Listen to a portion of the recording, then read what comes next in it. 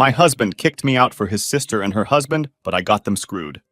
I'm not really sure where things started going wrong, but I guess I've been seeing signs for a while now. You ever have that feeling when you look back and wonder how you didn't notice things were going downhill? Yeah, that's kind of where I'm at. I'm Anna, 40 years old, and life's been pretty good for me up until recently. I'm a day trader and investor, and I've managed to build a nice life for myself, even though I've got this congenital condition. It's not life-threatening or anything, but it means I've got to be cautious and take it easy sometimes. No pushing myself too hard. That's what the doctors say anyway. The thing is, I've been living a pretty controlled life because of it. I work from home, make decent money, and I was pretty okay with the idea that maybe having kids wasn't in the cards for me. It's something I've made peace with.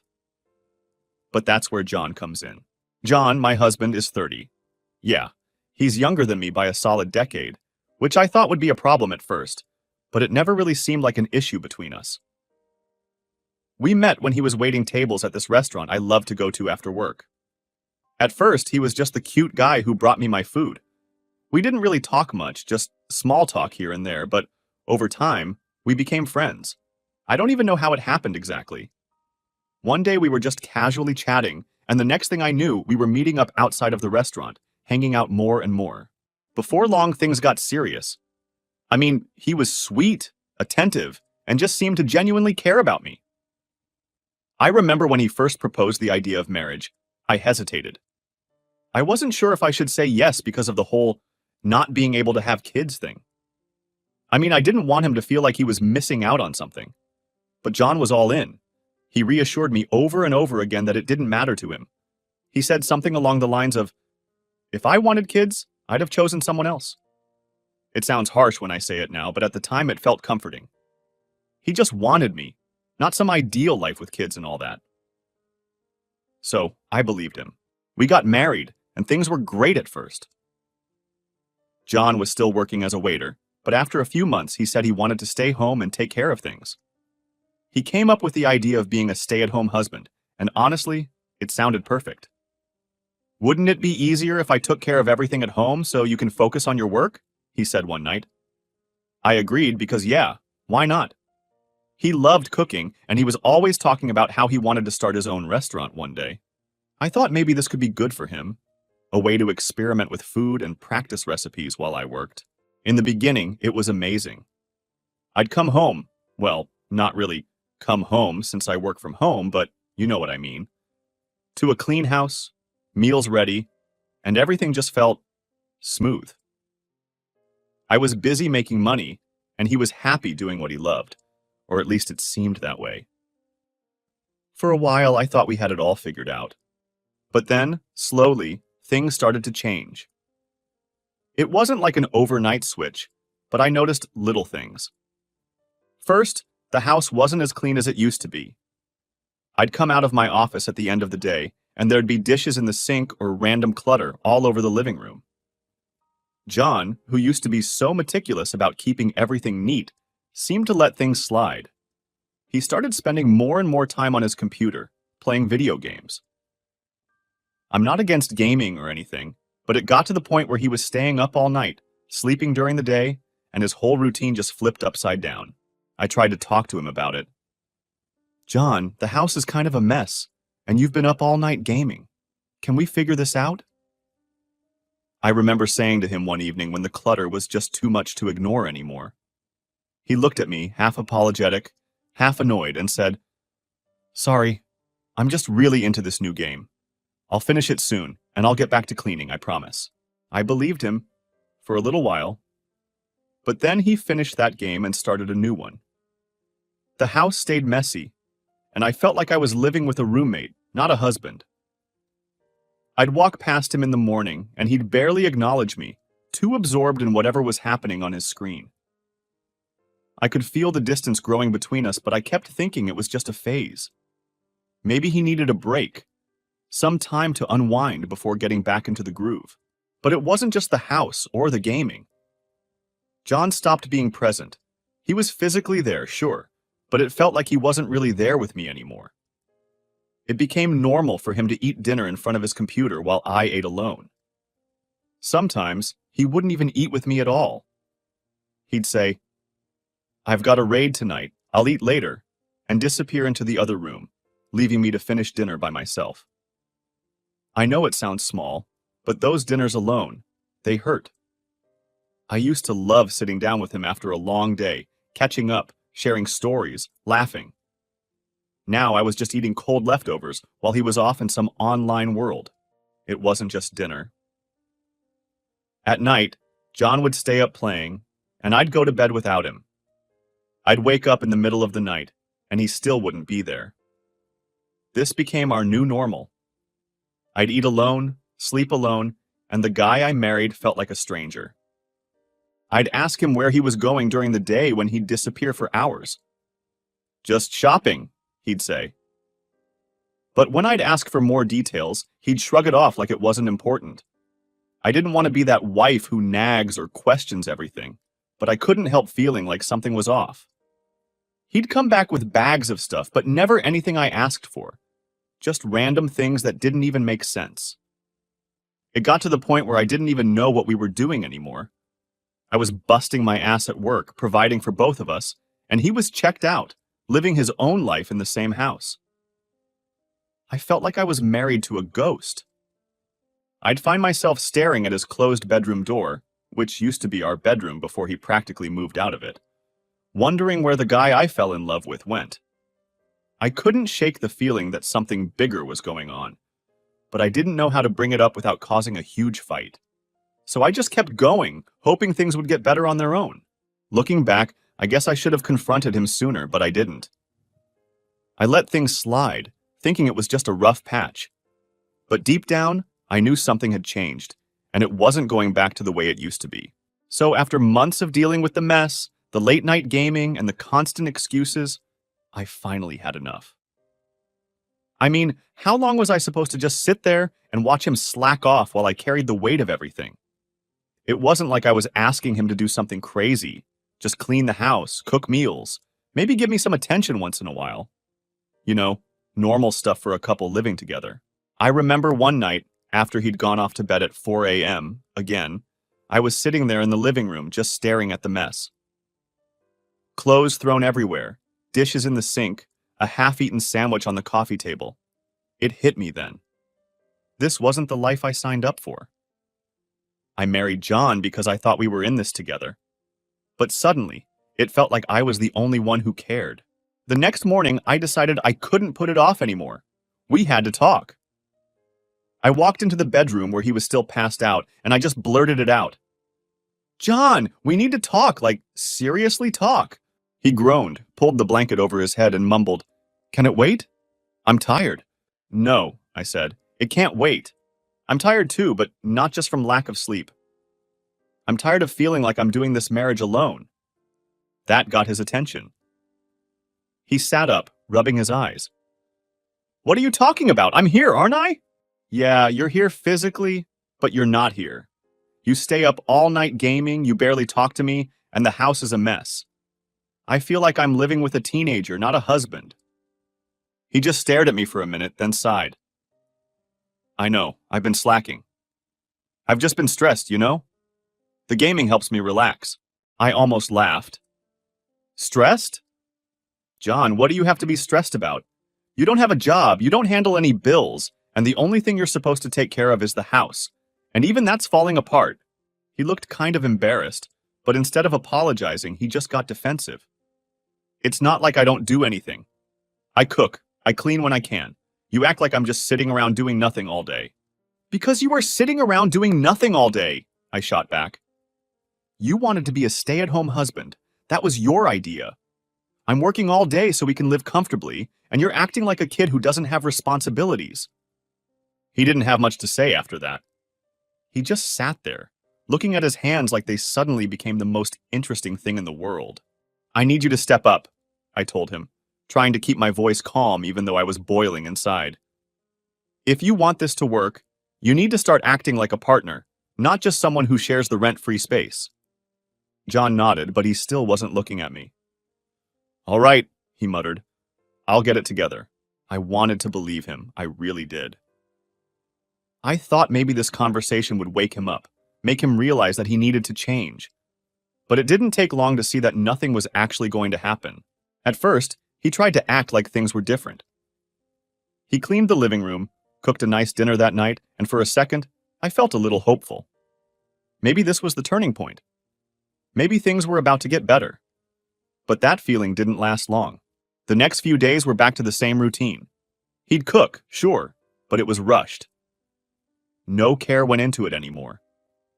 The meals felt more like something he did out of obligation, not because he actually wanted to. The cleaning? Half-assed at best. He'd vacuum, but leave stuff lying around everywhere. It was like he was doing just enough so I couldn't complain, but not enough to actually make a difference. And then, the gaming? That never stopped. Every night, it was the same thing. I've got a raid with my guild tonight, or I'm almost done with this level, just give me a bit more time. A bit more time always turned into hours. I'd go to bed alone, and he'd still be up when I woke up for work in the morning. The distance between us was growing wider and wider, and I didn't know how to close it. It wasn't even just about the chores anymore. It was the fact that we weren't connecting at all. We barely talked. He never asked me about my day, never seemed interested in anything I was doing. I'd eat the meals he left me and sit in a quiet, spotless house, feeling like I was invisible.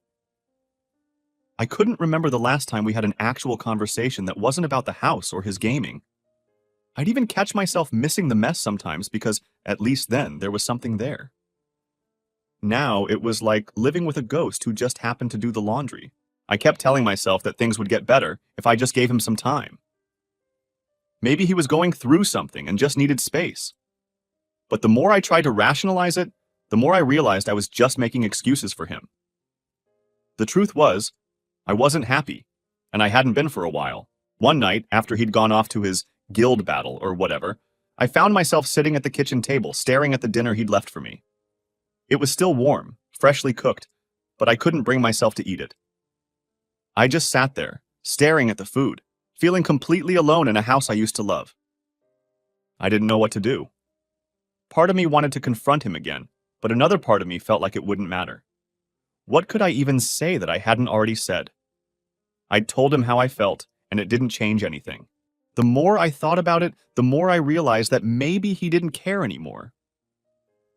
Maybe the John I married wasn't coming back, and I was just holding on to this idea of him that didn't exist anymore. I was hanging on because I wanted things to go back to how they used to be, but deep down, I knew that wasn't going to happen. So I sat there in the silence, wondering how I ended up here. Wondering how the person who used to be my best friend became someone I barely recognized. And the worst part? I had no idea how to fix it. That night, I went to bed without saying goodnight, without checking if he was okay. I just laid there, staring at the ceiling, wondering if this was what the rest of my life was going to look like. It was a regular evening. I was working in my office, trying to focus, when John walked in, looking more serious than I'd seen him in a while. I hadn't even noticed he'd left the house earlier, but he stood there like he had something big to say. "We need to talk," he said, and just like that my stomach dropped. I knew that tone. I'd heard it before, and it usually meant something I wasn't going to like. I turned away from my computer, trying to stay calm. "Okay, what's going on?" He hesitated for a second, then finally said, "My sister and her husband. They're moving in with us, starting today." I blinked. "Wait, what?" "They're having problems," he explained. "Financial problems. They can't pay their rent anymore, and they need a place to stay. I told them they could stay with us for a while." My brain was struggling to keep up. "So you told them they could just move in? Just like that? Without even asking me?" John shifted uncomfortably. "It's not like I didn't think about it. I knew it might be tough for you, but they're family, Anna. They have nowhere else to go." I couldn't believe what I was hearing. We were already dealing with enough issues between the two of us, and now he wanted to bring 2 more people into our house? The house that I paid for? "And where are they supposed to stay?" I asked, trying to keep my voice calm even though I was getting more frustrated by the second.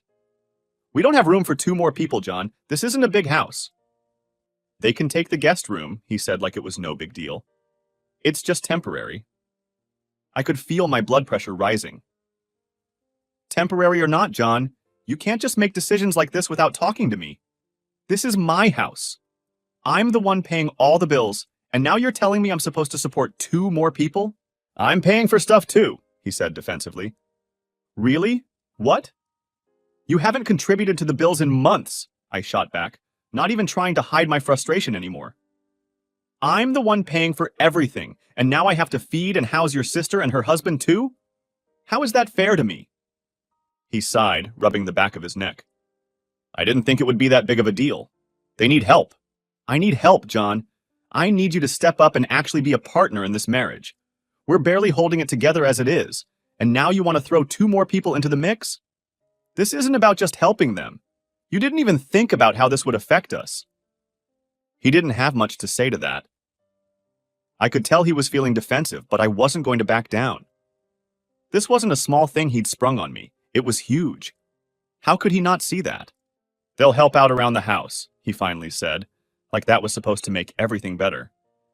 They won't just be freeloading. I'll make sure of it. I almost laughed. Help out? John, you're not even helping out right now. How are they supposed to pitch in when we're already struggling to keep this place running? There was a long silence.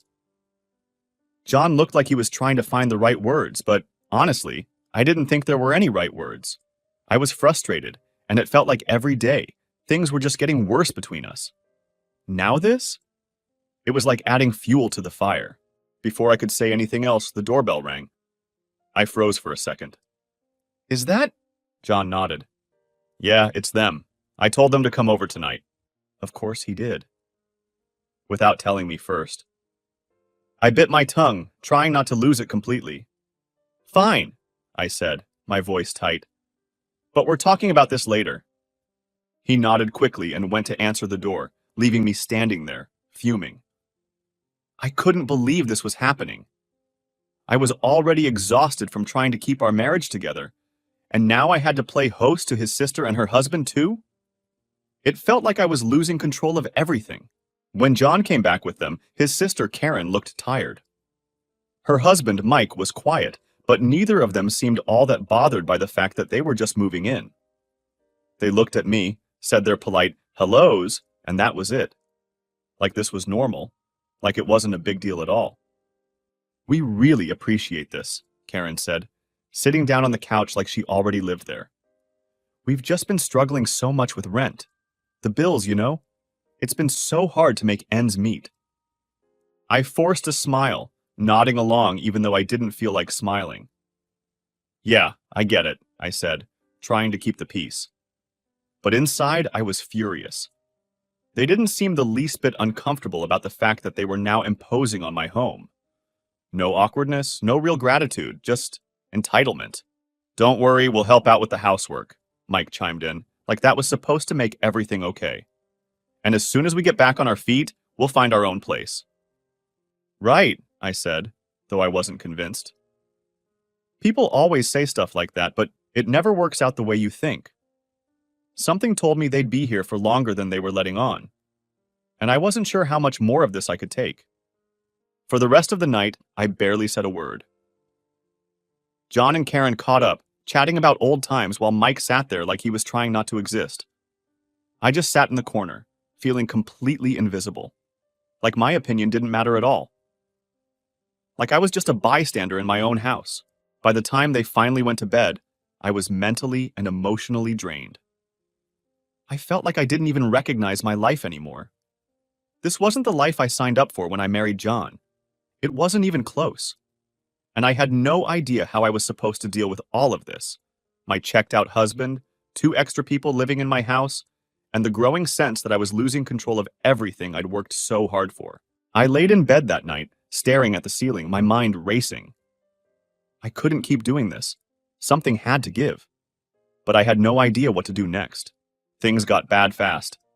From the moment Karen and Mike moved in, everything felt off. It was like they brought this cloud of chaos with them, and suddenly, our house wasn't ours anymore. At first, I tried to be patient. I figured they were stressed, going through financial issues and all that, so I didn't want to make things worse. But man, they really didn't make it easy. The house started falling apart almost immediately. Dirty dishes stacked up in the sink, I couldn't even walk into the living room without stepping over piles of their clothes or moving their junk off the couch just to sit down. It wasn't just a mess, it was disgusting. I'd come home after a long day, and instead of relaxing, I'd find Karen and Mike lounging around, watching TV like they didn't have a care in the world. Meanwhile, I was practically living in a pigsty. And they weren't helping. Not with the cleaning, not with groceries, not with anything. Karen would leave her stuff everywhere, and Mike wasn't much better. Dirty socks, empty cups, snack wrappers, just scattered everywhere. I honestly don't think they lifted a finger to clean the entire time they were there. I mean, how do two adults not even think to help out around the house when they're literally freeloading? I tried to keep it together for a while. I didn't want to be the bad guy. I kept thinking, maybe if I say something, they'll realize how much of a mess they're making and pitch in. But of course, that didn't happen. It only got worse. Finally, I'd had enough. One evening, after stepping on one of Mike's dirty socks for the third time that day, I snapped. John was sitting on the couch with them, like nothing was wrong, just chilling and chatting like this was all normal. I walked over and, trying to stay calm, said, "John, can we talk for a second?" He looked at me, annoyed, but got up and followed me into the kitchen. As soon as we were out of earshot, I let it out. "John, this is getting ridiculous. I can't live like this. They're not helping with anything, the house is a mess, and I feel like I'm the only one who cares." He just stared at me, like I was the one being unreasonable. "They're going through a rough time," he said, almost like he was scolding me. "Can't you just give them a break? A break?" I couldn't believe what I was hearing. "John, they've been here for weeks. They don't clean, they don't cook, they don't do anything except make the house even worse. I'm tired of picking up after them, and I'm tired of being treated like this isn't my house too." His expression shifted and he looked mad. "So what? You expect me to kick them out? They're family, Anna. They need help." "I'm not asking you to kick them out. I'm asking them to start acting like adults and help around the house. Is that really too much to ask?" I was getting frustrated, and I could feel myself getting louder. That's when it all went downhill. "They're guests," he snapped. "And if you can't respect me in front of my family, maybe you should leave." I stood there, stunned. "Excuse me?" "You heard me," John said, raising his voice now. "If you can't handle this, maybe you're the one who should go. They're family. I'm not kicking them out because you're being selfish." Selfish. That was the word that broke me. Suddenly, I was done. I didn't care anymore. I was tired of being disrespected in my own home, tired of John defending his sister and her husband while treating me like I was the problem. They were in the other room, probably listening to everything, but I didn't care. I'd had enough. "If that's how you feel, John, then fine. I'll go," I said, my voice cold and steady. "I don't need to stay in a house where I'm not respected." I didn't wait for his response. I walked straight into our bedroom, grabbed a suitcase, and started packing. John didn't try to stop me. He didn't say a word. I think part of him thought I was bluffing, but I wasn't. I was done. I left the house that night. I didn't know exactly where I was going at first, but I knew I needed to get as far away from that situation as possible. After driving around aimlessly for a bit, I remembered this luxury resort I'd heard about from a friend. It was out of the way, quiet, and exactly what I needed. I booked a room and checked in that same night. It felt like stepping into another world. The soft lighting, the comfortable bed, the peace and quiet. It was a stark contrast to the chaos I'd just left behind. For the first time in weeks, I felt like I could breathe again. The next morning, I woke up and did something I never thought I'd do. I called a lawyer. I explained the situation, told them I was done, and asked how I could start the process of filing for divorce. I wasn't going to fight anymore. I wasn't going to argue with John about who was right or wrong. I just wanted out. The resort was everything I needed in that moment. It was a place to clear my head and figure out my next steps. I spent a few days there, lounging by the pool, getting room service, just focusing on myself for once. It felt good, better than I'd felt in a long time. But deep down, I knew this was just the beginning of a much bigger change. John called a few times, but I ignored him. I wasn't ready to talk yet. I didn't know what I'd even say. All I knew was that I was done with the mess, done with feeling unappreciated, and done with being treated like a second-class citizen in my own home. I deserved better than that. And honestly, it felt good to finally put myself first. The divorce process started off as messy as I expected, but somehow it got worse the minute John started making demands. Honestly, I wasn't even surprised. The second I filed for divorce, John switched into panic mode. It was almost like he couldn't believe I'd actually done it, that I'd walked away, left him and his freeloading family behind, and took control of my life again. But what came next still caught me off guard. His lawyer sent over a list of demands, and it was clear John wasn't just going to let this go.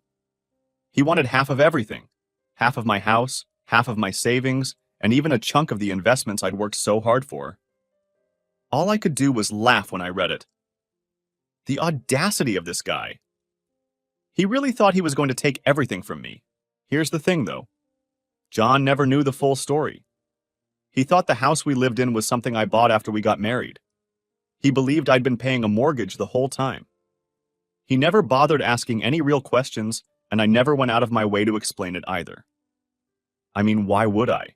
It wasn't like we ever sat down and had a real conversation about finances. He just assumed. In reality, I had bought the house long before we even met. It was all mine. No mortgage. Fully paid off. It was one of the best investments I'd ever made, and I'd kept that information to myself for a reason. I didn't want anyone, not even my husband, to feel entitled to something I'd worked so hard for. Same went for my savings and investments. John thought we were just coasting by on what I made from day trading, but what he didn't know was that I had significant savings and large investments locked away, all of which I'd built before we ever said I do. So when his lawyer came after half of everything, I knew it was time to set the record straight. The day we sat down for mediation, I came in ready. John looked confident at first, like he thought he was about to walk out with half of my life's work. But when we got to the part where his lawyer demanded half of the house, I couldn't help but smirk. "The house?" I said, raising an eyebrow. "John, did you forget? This house isn't part of any marital assets." He blinked at me, clearly confused. "What are you talking about? We bought that house after we got married." I smiled. "You thought we bought it after we got married. But the truth is, I've owned that house since before we even met. It's fully paid off. No mortgage. It's mine, and it always has been." The look on John's face was priceless. His eyes widened as the realization hit him. He opened his mouth to say something, but nothing came out. He looked over at his lawyer, who was flipping through papers, clearly trying to figure out if what I'd said was true. But it was. There was no way they could touch the house. "And as for my savings and investments," I continued, "all of the major assets you're trying to claim? Those were also in place long before we got married. You're not entitled to any of it." John was silent. I could see the gears turning in his head. He thought he was going to walk out of this divorce with half of everything. He thought he could screw me over, take my hard-earned money, and keep living the good life. But now, he was realizing that he'd been the one being screwed. I leaned forward, keeping my voice calm but firm. "So here's what's going to happen, John. You, Karen, and Mike have 1 week to find a new place. 1 week or I'm kicking all of you out. This is my house, and you have no claim to it. I'm done with this mess. It's over." John's jaw dropped. 1 week? He repeated, his voice shaky. "But we don't have anywhere to go right now." "That's not my problem," I said, not even blinking. "You had weeks to figure something out, and you didn't. So now you have 7 days. If you're not out by then, I'll have no problem getting the authorities involved." That's when he started scrambling. He must have realized how bad he'd screwed up because suddenly, his whole attitude changed. The confident, cocky guy who had walked into that room was gone. In his place was someone desperate. Someone who had just realized he wasn't walking away with anything close to what he thought. "Anna, wait! Hold on," John said, his voice softening. "We don't need to do this. I'll kick them out today. Karen and Mike will leave, and we can work this out. I'll help around the house. I'll do whatever you want. We can fix this." I almost laughed at how fast he was trying to backtrack. The sudden niceness, the fake promises, it was all so pathetic. I couldn't even look at him without feeling disgusted. No, John, I said, standing up. We can't fix this. I'm done. You and your family are out. And trust me, nothing you say is going to change that. I didn't wait for his response. I walked out of the room, leaving him sitting there, probably trying to figure out how everything went so wrong for him. But honestly, that wasn't my problem anymore. That night, I went back to the resort, feeling lighter than I had in months. The weight of everything, the marriage, the mess, the constant stress, was finally lifting off my shoulders. I was free. I was done. And most importantly, I had taken back control of my life. John called me a few more times after that, begging me to give him another chance, but I didn't pick up. I didn't need to hear it. I had already made up my mind. I deserved better than this, and I wasn't going to settle for anything less. And as for Karen and Mike, they packed their bags and left before the week was up, and John followed them 2 days later.